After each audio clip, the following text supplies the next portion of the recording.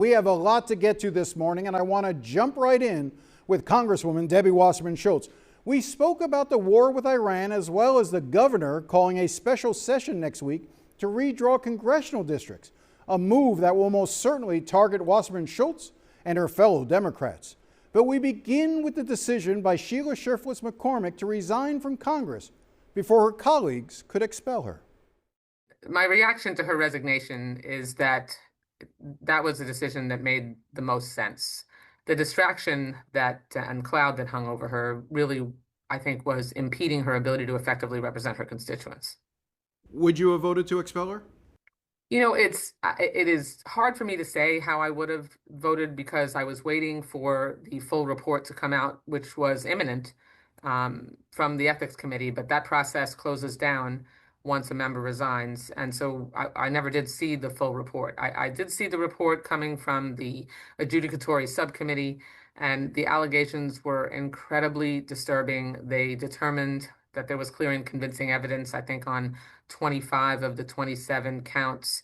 And so, I wanted to carefully review those allegations and just didn't have an opportunity to. But they were very serious, and I think her resignation was the best outcome for her and for her constituents. As I understand it right now, she remains in the race, that she hasn't withdrawn from the November election yet. Should she withdraw? Because I don't even think her trial is scheduled to begin before next February, so this cloud would still be hanging over her.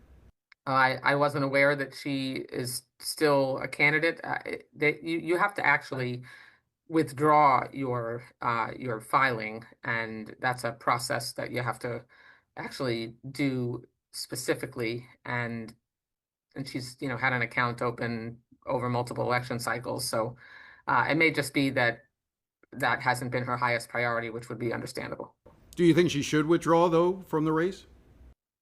I think any decision that someone makes about running for office is their own, but for the same reason that I think it's the right decision for her to have resigned, that cloud would still exist. And so I certainly am not offering advice to her, but the goal right now for her, I would expect, is to be able to do everything she can to concentrate on, the necessity, and she stressed that in her statement from my recollection, that she get a fair trial with full due process, and that running for office at this point would probably not be an appropriate priority. The legislature meets starting on Tuesday to redraw congressional districts as part of this back and forth over redistricting. It seems pretty clear that Governor DeSantis is going to be targeting Democrats by redrawing districts, including yours. How concerned are you that by this process that it's going to be taking place in Tallahassee next week?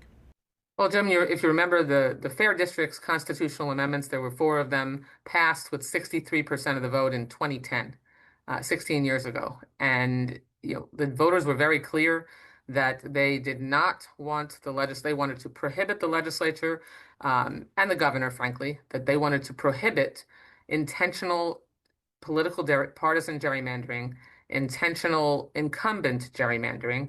They wanted to make sure that districts included whole cities and counties so that they could actually know who represented them. But this process is clearly designed by the governor to be, secret, late, and throw as many obstacles in the path of actually having fair districts, and with intent to violate Florida's Constitution.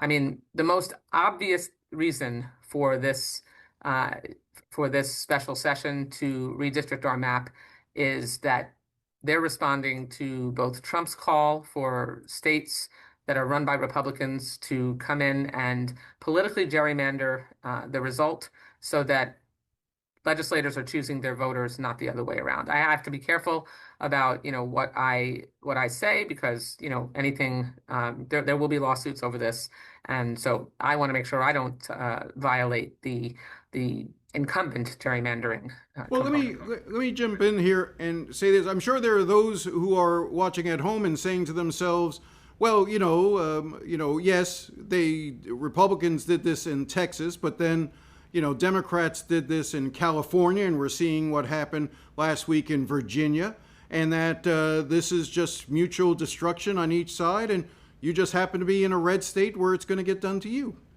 With the massive exception that unlike California, Texas, North Carolina, and Virginia, our state specifically in our Constitution, with a 63% vote by our voters, prohibited partisan gerrymandering, incumbent gerrymandering, required the districts to be inclusive of whole cities and counties to the degree possible. And so uh, if they move forward on next week, which I expect that they will, it will be a clear unconstitutional partisan and incumbent gerrymander, and they are likely to chop up cities and counties.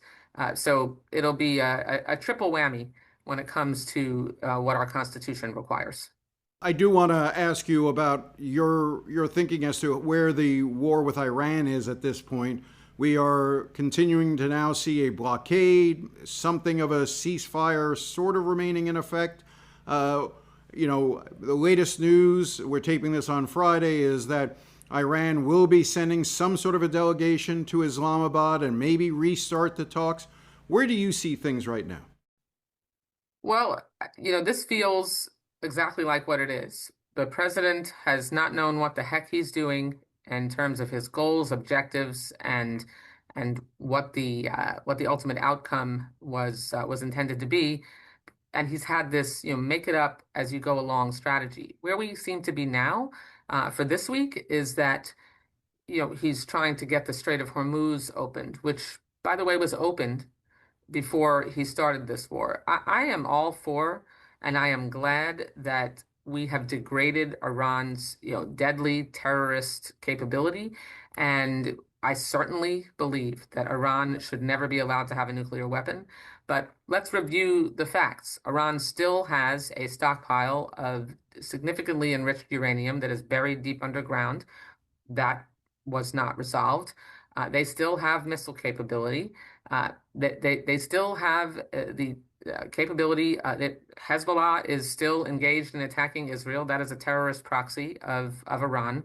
So while they have been degraded, they clearly are still able to cause economic and terroristic havoc.